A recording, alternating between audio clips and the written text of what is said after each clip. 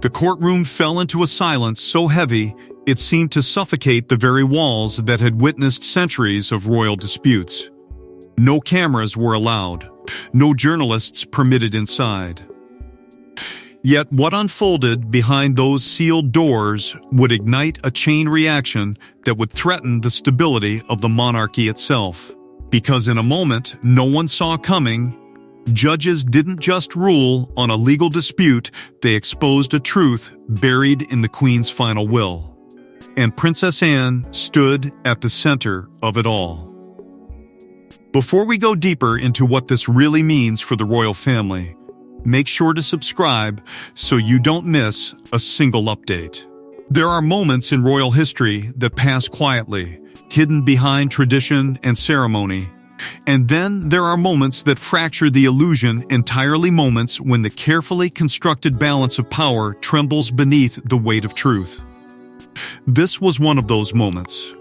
The legal proceedings had been planned with surgical precision, shielded behind layers of confidentiality so absolute that even senior palace insiders were left grasping for certainty. Invitations were delivered discreetly, conversations held in hushed tones, and arrivals staggered deliberately to avoid attention. Those permitted inside understood immediately that this was not routine. This was not symbolic. This was something deeper, something final. Royal aides entered the building with rigid expressions, their composure betraying the tension simmering beneath. These were individuals trained to maintain calm under pressure, yet on this day their silence spoke volumes. They did not exchange pleasantries, they did not linger. They moved with urgency, aware that what was about to unfold would alter relationships that had defined their entire professional lives. The air itself seemed heavy with anticipation, as if history had paused to witness its own transformation. At the center of it all sat Princess Anne, her posture unshaken, her expression controlled with the discipline that had defined her entire life. She did not display fear. She did not display triumph. But behind that stillness was something far more powerful: certainty. She had spent decades existing in the shadow of expectation, fulfilling duty without complaint, never demanding recognition. Yet now, without uttering a single word, she had become the focal point of the most consequential legal revelation in modern royal memory. There was no celebration in her eyes, only the quiet acceptance of responsibility. Camilla's absence did not go unnoticed. In fact, it deepened the tension to an almost unbearable degree. Her supporters had insisted she would attend. Her advisors had prepared extensively, yet when the moment arrived, her seat remained empty. The absence became its own message, its own silent admission that the outcome carried risks too great to confront directly. Speculation began instantly. Was it caution? Was it strategy? Or was it fear of confirmation, fear that the Queen's final words would not favor her after all? When the judges finally spoke, their voices carried the calm authority of individuals fully aware of the gravity of their decision. There was no hesitation, no ambiguity. They confirmed that the Queen's will contained explicit provisions affirming Princess Anne's legal standing in matters of royal authority. Provisions that could not be dismissed, diluted, or reinterpreted. The clarity of their ruling struck like lightning. It was not just validation, it was transformation. In that instant, decades of assumption were overturned by the deliberate, undeniable intent of the Queen herself. The impact was immediate and far-reaching. Inside palace walls, senior advisors reacted with a mixture of shock and urgency, their carefully managed expectations shattered by the finality of the verdict. Communications surged. Private lines buzzed with quiet panic. Staff who had spent their lives navigating royal hierarchy suddenly found themselves facing a new reality, one in which loyalty, authority, and trust had been redefined by a single document. And beneath the legal language, beneath the formal declarations, one truth became impossible to ignore. This had not been an accident. This had been a choice. Whispers spread quickly, carried not by public announcement but by the unmistakable weight of consequence. Those who understood the Queen best recognized the significance immediately. She had never acted impulsively. She had never made decisions without purpose. If she had entrusted Princess Anne with this level of authority, it was because she believed Anne alone possessed the strength, the discipline, and the unwavering loyalty necessary to protect the monarchy in its most vulnerable hour. And as that realization settled into the hearts of those closest to the crown, it became clear that this moment was not the beginning of a conflict, but the revelation of a plan long set in motion. But while the verdict stunned the present, its roots lay buried deep in the Queen's final months filled with quiet decisions, private meetings, and a silence that concealed a plan no one fully understood, until now. As her strength quietly faded, the Queen retreated further into privacy, allowing fewer visitors and speaking less openly than ever before. But behind closed doors, something was happening, something deliberate. Those closest to her noticed subtle shifts in behavior. Private meetings scheduled without explanation, documents reviewed without witnesses, and always one constant presence, Princess Anne. What no one realized then was that these moments weren't routine, they were preparations for a decision that would outlive her and reshape the monarchy forever. In those final months, the silence surrounding the Queen was not the silence of weakness, but the silence of resolve. She had lived long enough to understand that the crown was not protected by ceremony alone. It survived through judgment, through trust, through knowing without doubt who would remain steady when everything else began to fracture. And increasingly, it was Anne she called for, not out of habit, but out of necessity. Their conversations stretched longer than usual, often behind closed doors where even the most trusted aides were not permitted to remain. There were no witnesses, no records, only a mother and daughter bound by something deeper than affection, bound by duty.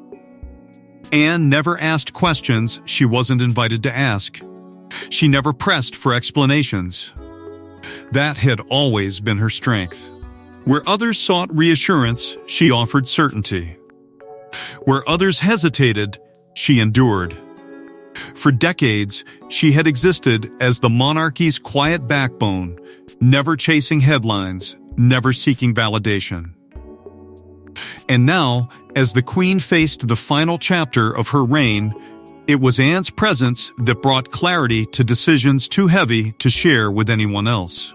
There were moments, rare and unguarded, when emotion broke through the Queen's carefully maintained composure. Those moments were never public. They existed only in the fragile space between legacy and uncertainty. She understood what was coming. She understood that the stability she had preserved for so long could not be left to assumption. It had to be secured, not through hope, but through action. And Anne, who had spent her entire life proving her loyalty without expectation of reward, became the one person the Queen trusted to carry that burden forward. At the same time, something else was shifting, something quieter, but no less significant. The Queen had begun to withdraw emotionally from certain figures within the palace, creating distance where closeness had once existed. Conversations became shorter. Invitations less frequent. Trust, once freely given, became guarded. Camilla, who had long occupied a powerful emotional and symbolic space within the monarchy, found herself increasingly removed from these private exchanges. It was not sudden, it was gradual, but it was unmistakable. And those who noticed it understood that something irreversible was unfolding. Legal consultations were arranged without announcement, conducted with the kind of precision that left no room for interference. These were not routine revisions.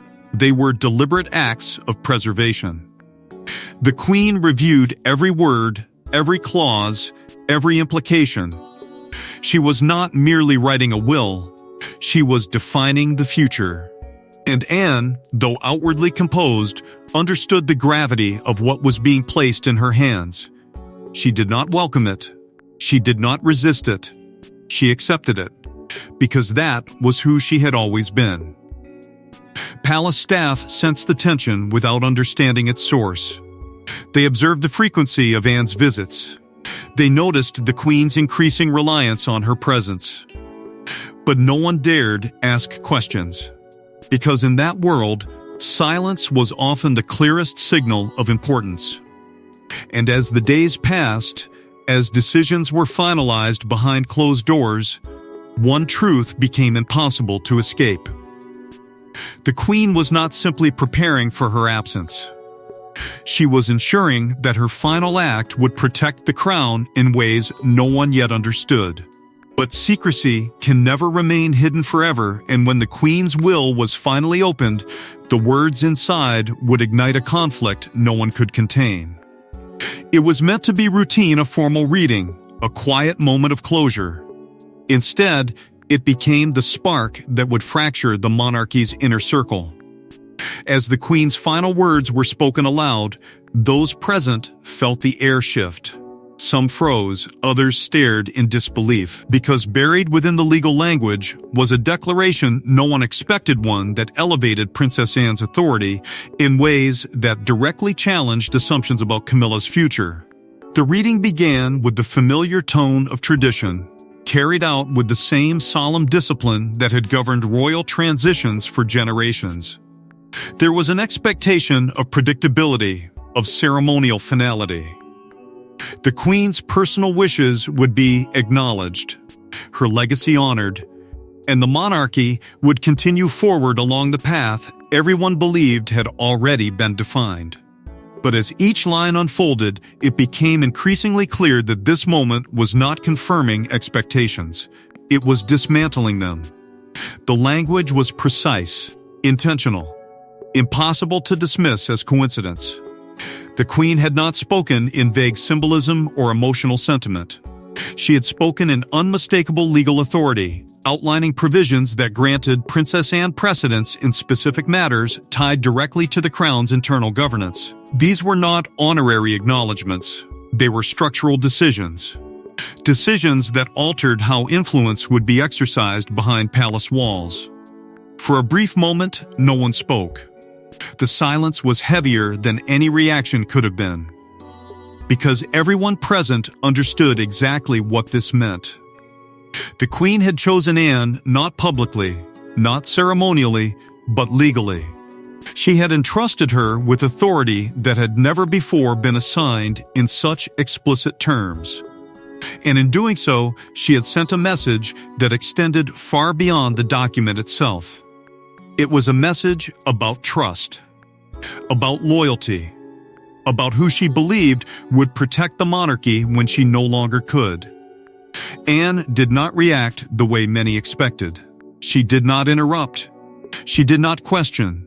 She remained still, her composure unbroken, her expression revealing nothing of the emotional storm beneath the surface. But inside, the weight of the moment pressed heavily against her. She had never asked for this, never positioned herself to receive it. Her entire life had been defined by duty without demand.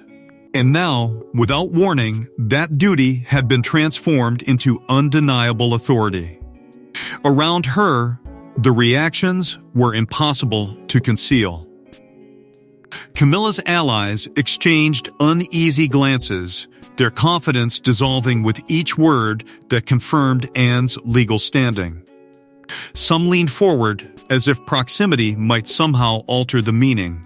Others remained motionless, their silence betraying the realization that the future they had assumed was no longer certain. Legal advisors quickly began analyzing the language, searching for ambiguity, for any opening that might weaken its impact. But there was none. The Queen's intent was unmistakable.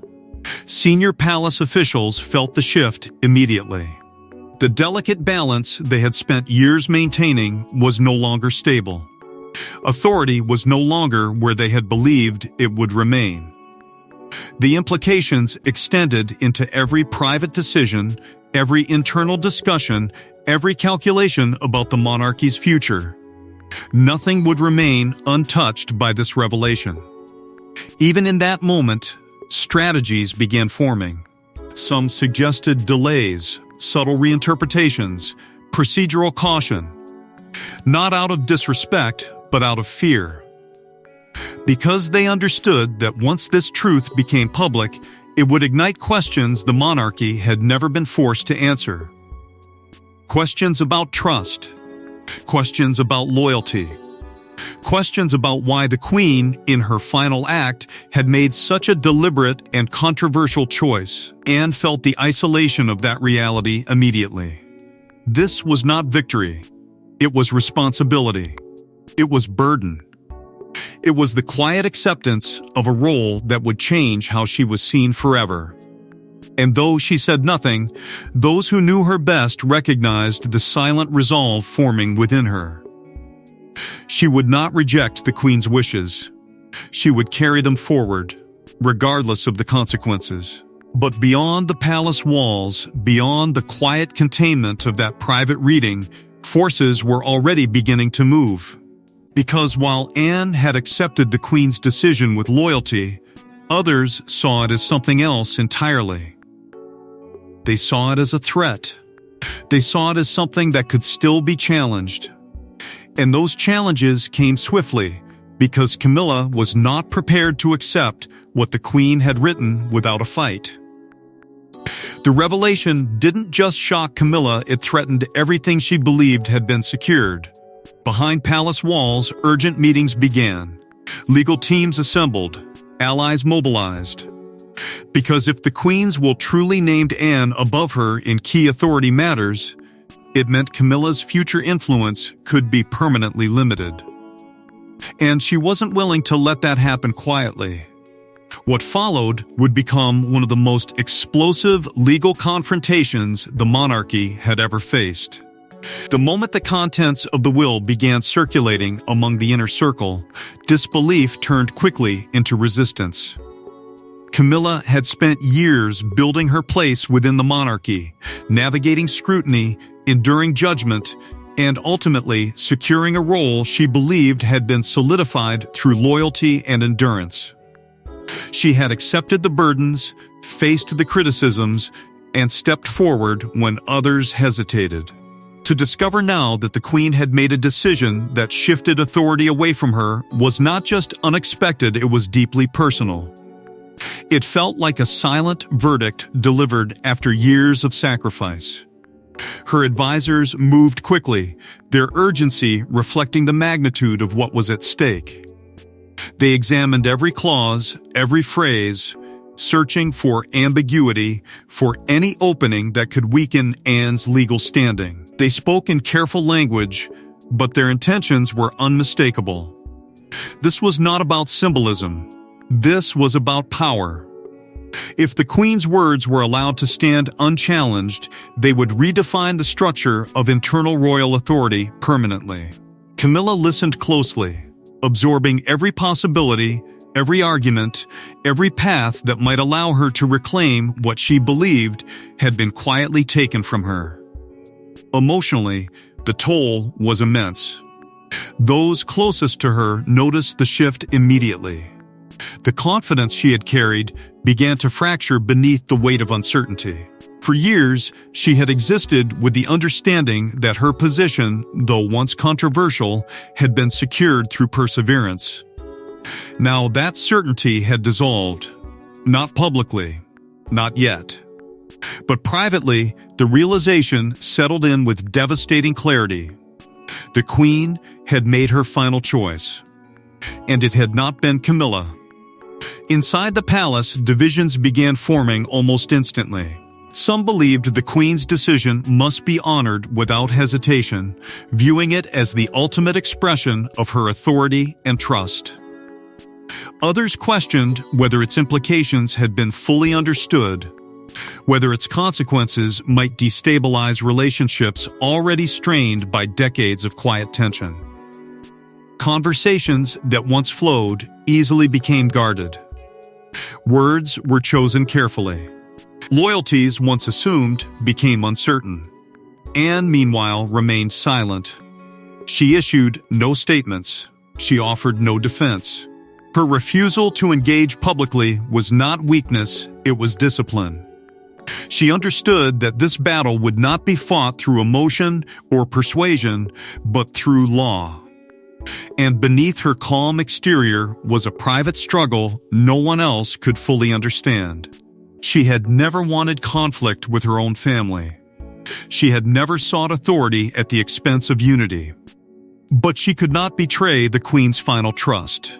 She could not abandon the responsibility that had been placed upon her.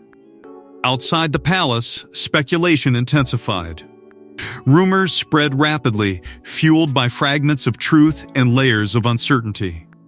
The absence of official confirmation only deepened the intrigue. The public sensed that something significant had shifted, even if they did not yet know the full extent of it. And inside the monarchy, advisors warned of the consequences of escalation. Legal challenges carried risks, not just for individuals, but for the institution itself. Yet Camilla's resolve hardened. This was no longer simply about interpretation, it was about legacy, about dignity, about whether the Queen's final words would define the future or be contested in pursuit of a different outcome. Legal teams refined their arguments, preparing to challenge not the Queen's authority, but the interpretation of her intent. They believed there was still a path forward, still a chance to alter the outcome. Anne knew that path was coming. She felt its approach with quiet certainty. She understood that the storm gathering around her would not pass quickly, and though she would never openly acknowledge it, she carried the emotional weight of knowing that her loyalty to the Queen would now be tested against the loyalty of her own family. As both sides prepared their cases, the courtroom became the battlefield where truth, loyalty, and legacy would collide. Every document, every word, every signature, all of it was scrutinized with relentless intensity. This wasn't just a legal process, it was a search for the Queen's true final intention. Lawyers presented arguments that stretched back decades. Witnesses recalled private conversations long forgotten. And at the center of it all sat Princess Anne, calm but carrying the emotional burden of defending the final wishes of the mother she had served faithfully her entire life. From the very beginning, it was clear this would not be a simple dispute.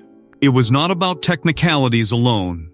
It was about meaning, about truth, about whether the Queen's final act had been an unmistakable declaration or something open to interpretation. Camilla's legal team approached with calculated precision, their strategy built on doubt.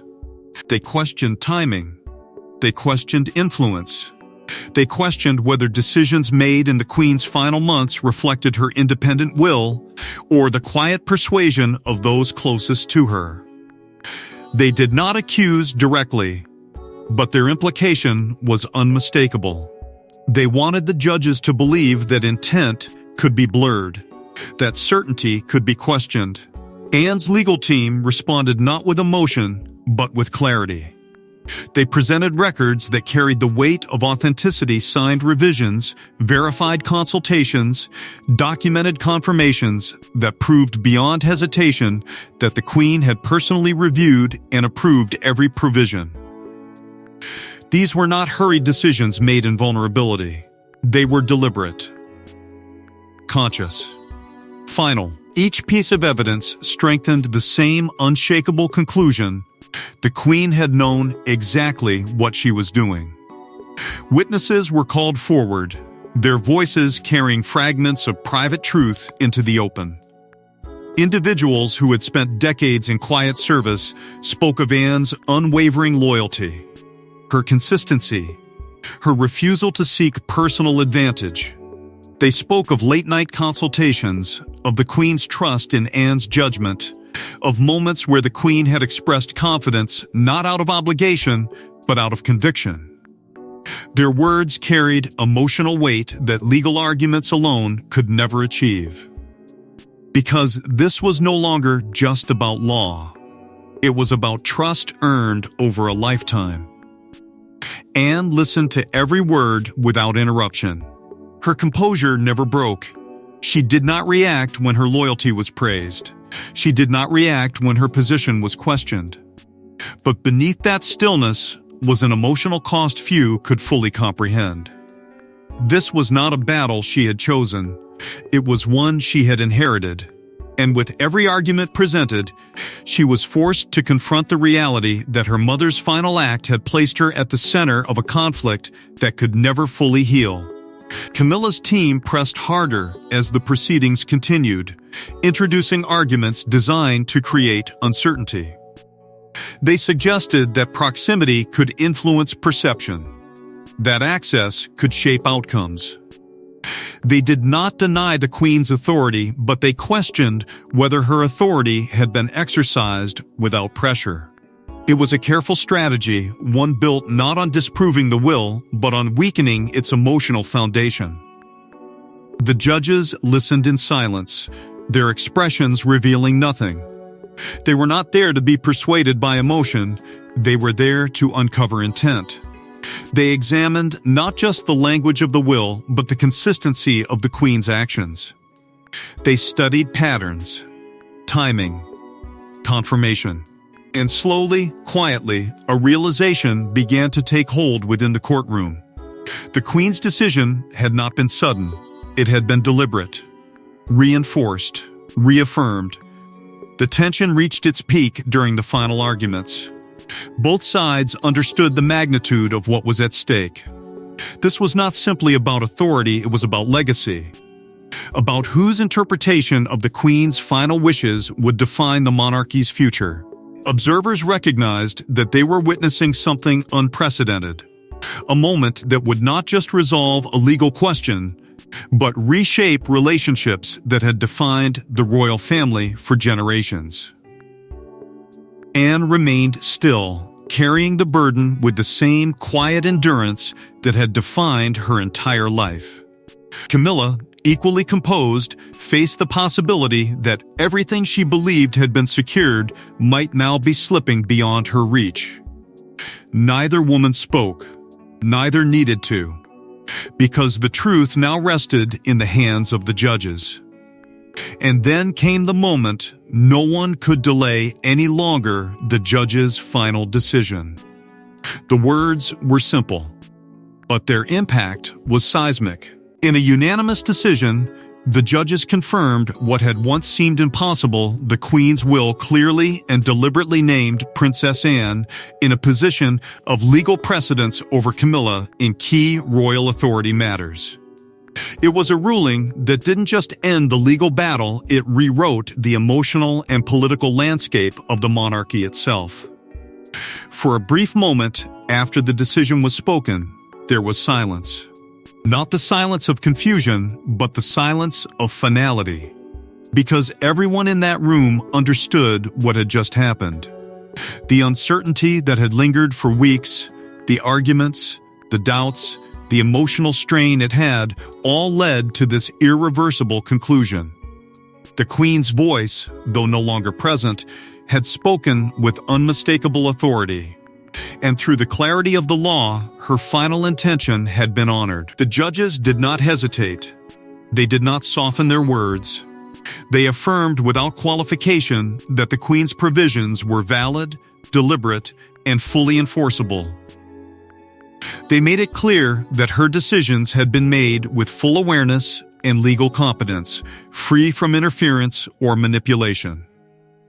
This was not a gesture. It was not symbolic. It was binding.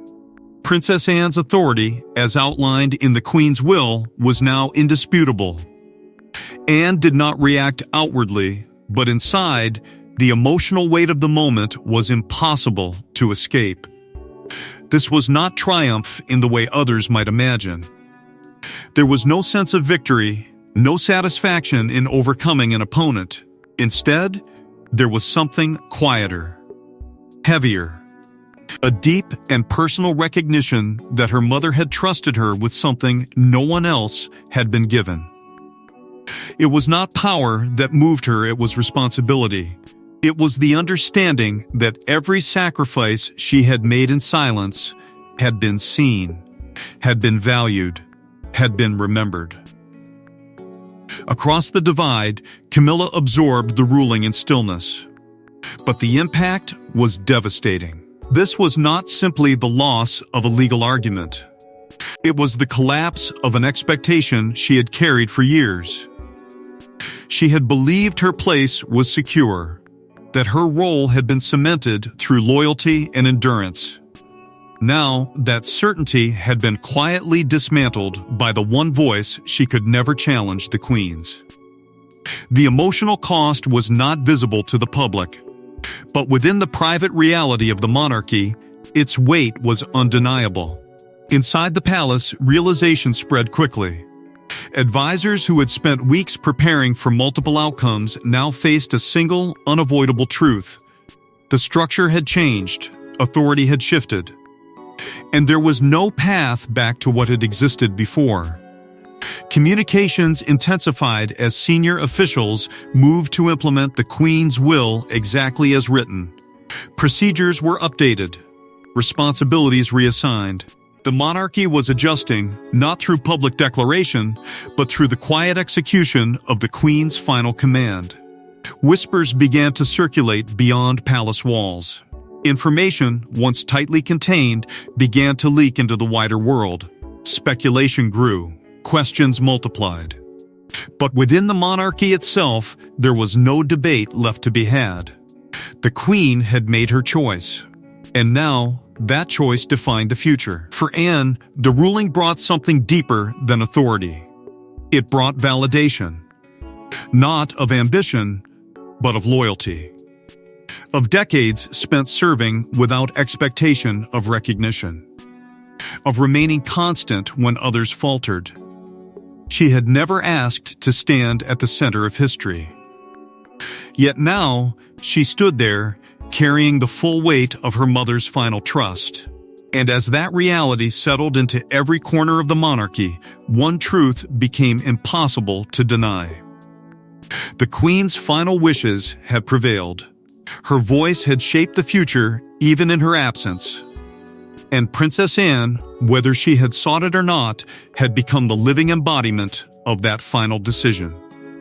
But the legal victory was only the beginning, because its consequences would ripple far beyond the courtroom. After the verdict, Camilla disappeared from public view. No statements, no appearances, just silence. Inside the palace, that silence spoke louder than any protest ever could. Because this wasn't just a legal loss, it was deeply personal. It forced everyone to confront a painful truth. The Queen's trust in her final act had rested somewhere else entirely. For the first time in years, her presence, once constant, once unquestioned, was suddenly absent from the rhythms of royal life. Meetings continued without her. Decisions moved forward without her input.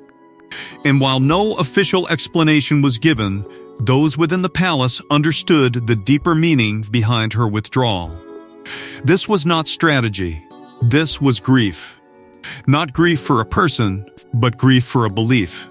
A belief that loyalty had secured her place, that time had cemented her role beyond dispute. Now, that belief had been quietly dismantled, not through confrontation, but through the irreversible authority of the Queen's final words. Her closest allies struggled to reconcile the outcome. They had prepared for resistance, for negotiation, for complexity, but not for finality. The judge's decision had left no room for reinterpretation. The Queen's intent had been clear, and with that clarity came the end of uncertainty. Conversations that once carried confidence now carried hesitation. Advisors who had once spoken with certainty now spoke with caution, aware that the landscape they understood had shifted permanently. Inside the palace, efforts were made to preserve stability. Publicly, nothing appeared different. The monarchy continued its duties, maintaining the image of unity that had always been its shield. But privately, the emotional fractures were impossible to ignore. Relationships once defined by familiarity became marked by distance. Trust, once assumed, became something fragile. Because beneath the formal composure, everyone understood that something irreversible had occurred. Anne, for her part, remained exactly as she had always been: disciplined, quiet, unwavering. She did not celebrate. She did not acknowledge the ruling beyond what duty required. There were no gestures of triumph, no moments of visible validation. But those who observed closely recognized the emotional weight she carried. This was not a victory she had pursued. It was a responsibility she had inherited. And with it came the quiet understanding that her loyalty to the Queen had now separated her from those she had spent her life standing beside. Advisors urged restraint on all sides. They understood the danger of allowing emotional wounds to deepen into permanent division. They encouraged unity, not because unity was easy, but because it was necessary. The monarchy had survived countless storms, but this was different. This was not external pressure. This was internal transformation. And transformation, once begun, could not be undone. Outside the palace, perception began to shift. The public, long accustomed to viewing Anne as the monarchy's most dependable but least celebrated figure, began to see her differently. Not as someone overshadowed, but as someone entrusted. Someone chosen. The Queen's final decision had elevated her in a way no public recognition ever had. And with that elevation came both respect and scrutiny.